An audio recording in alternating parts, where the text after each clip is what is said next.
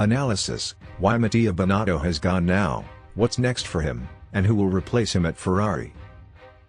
After rumors swirled about his future over the last couple of weeks, Ferrari confirmed on Tuesday that Mattia Binotto will leave his role as team principal at the end of the year.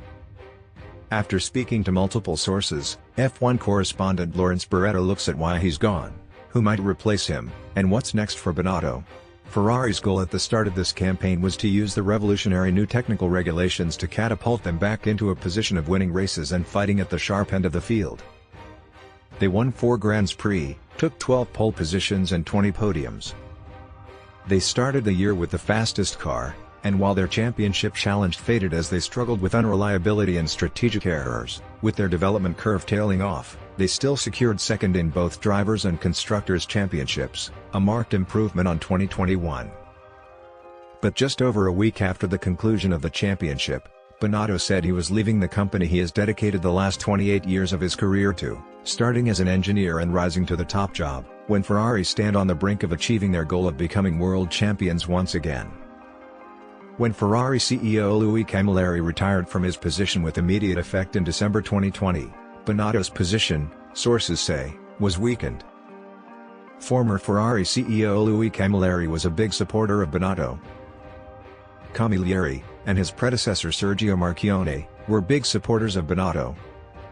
They understood the challenges of Formula One, and that it would take time for Binotto to put a structure in place to deliver a sustained period of success.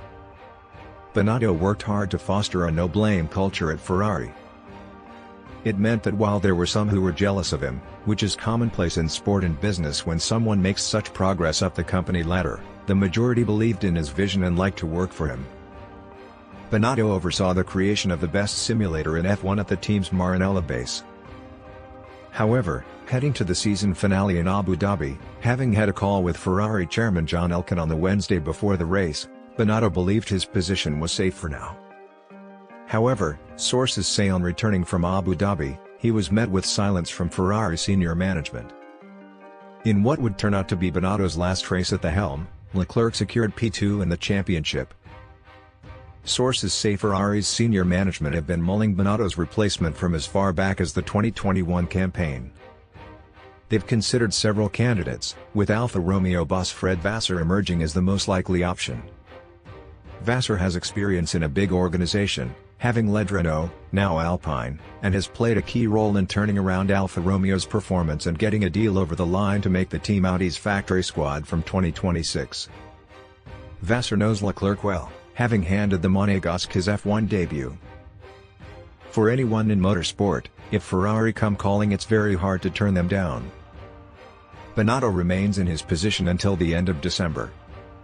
An announcement on the Italian's replacement is not expected until the new year, and it remains unclear what Ferrari will do should Vasseur not take the role. Alfa Romeo boss Fred Vasseur is favorite to take over at Ferrari.